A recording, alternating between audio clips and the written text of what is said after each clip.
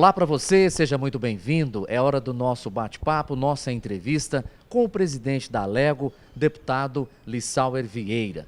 Semanas muito movimentadas aqui na casa, mesmo de forma remota, ou seja, mesmo com cada deputado em sua residência, em seu escritório, participando de forma remotamente, a casa discutindo, debatendo e votando projetos muito importantes. Eu começo, presidente, com a questão do quórum. Nesta quinta-feira passada, por exemplo, essa última quinta-feira, última sessão ordinária, 40 deputados presentes. O quórum presencialmente estava na faixa de 35 a 38, agora está nessa faixa 40 a 41. Quem diria que a pandemia fosse até aumentar o quórum aqui na casa, não é isso? Com certeza.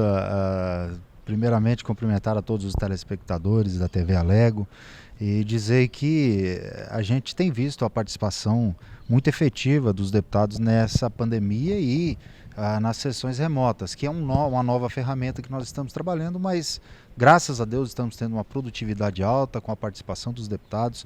Como você falou, nas sessões presenciais nós tínhamos um alto índice no quórum dos parlamentares, mas quem diria que agora, tendo que se reinventar, fazer novas mudanças, até mesmo por conta da pandemia, nós teríamos a participação e mais.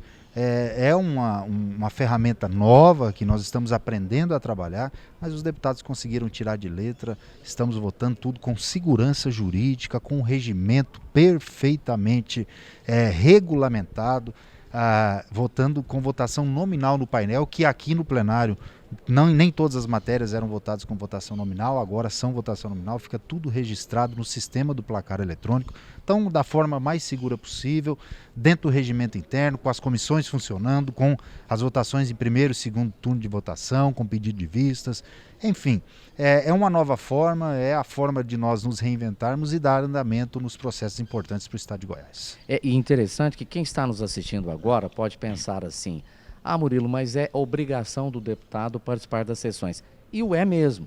Só que a casa passou por um período aí longínquo, onde tinha uma dificuldade para se ter quóruns, Nós estamos na 19ª legislatura, lá na 15ª, 16ª, talvez até uma parte da 17ª, havia uma dificuldade com o quórum aqui na casa. Muitas sessões ou algumas sessões deixavam de ser abertas.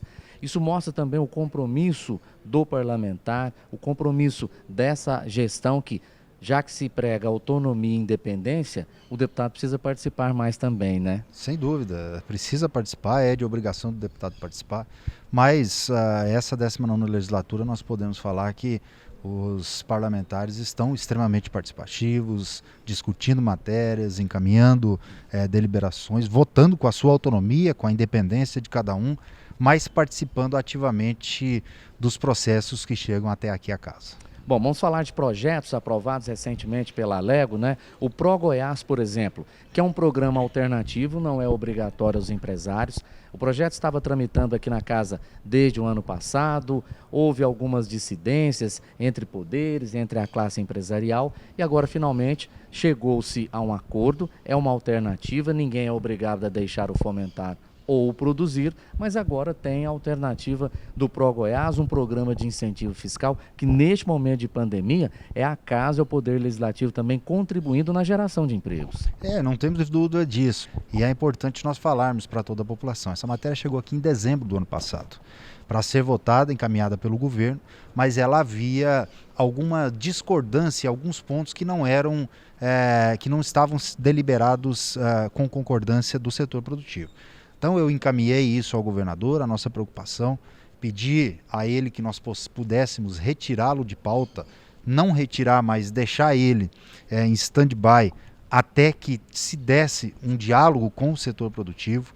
Na virada do ano nós retomamos essa conversa, eu participei ativamente de várias conversas, estive junto com o Fórum Empresarial, com a ADIAL, com a FIEG, com a FEComércio, com todas as entidades que representam os empresários e a indústria do estado de Goiás e conseguiu chegar a um texto final que contemplou tanto ao governo como também ao setor produtivo. E a importância desse projeto, Murilo.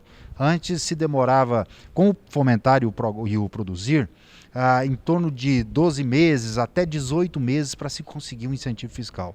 A tendência é que o ProGoiás, com 60 dias, estará pronto e apto para a empresa já investir no estado e ter o seu incentivo.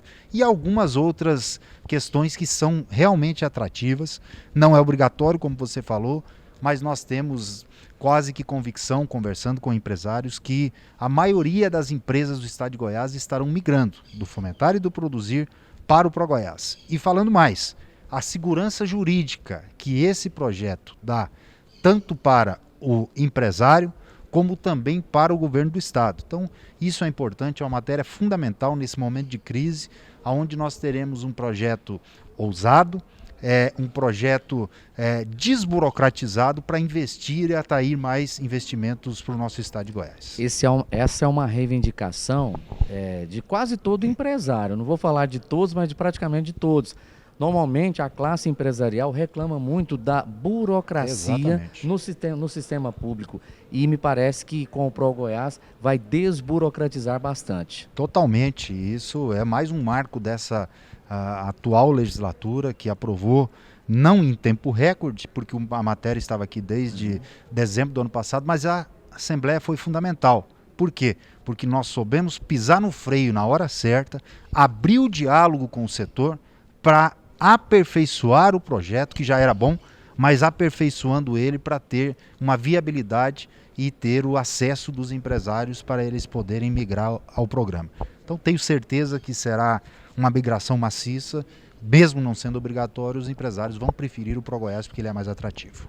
Presidente Lissauer Vieira, nessa última semana observamos uma movimentação intensa aqui nos arredores da casa, por meio dos motoristas de vans escolares, vans de turismo, né?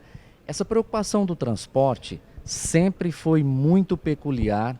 Os debates sempre aconteceram aqui na casa, mais intensamente agora na 19ª legislatura, mas sempre houve uma preocupação do Poder Legislativo com o transporte coletivo, não só da região metropolitana de Goiânia, mas de todas as regiões do estado, como o senhor mesmo defendeu, e o interior, não é isso? Então tem projetos aqui de alguns deputados, o deputado Alisson Lima, o deputado Vinícius Cirqueira, outros deputados apresentaram anteriormente, outros já estão querendo apresentar novos projetos, mas enfim, foi até interessante porque em tempos de pandemia, a turma preferiu reivindicar não por meio digital, mas vir presencialmente, as vans foram estacionadas aqui ao redor. Queria que o senhor falasse para o nosso telespectador qual é a situação, o que o Poder Legislativo pretende, de que forma pretende colaborar no momento em que Goiânia e região metropolitana, principalmente, precisam diminuir bastante a aglomeração nos terminais do transporte coletivo.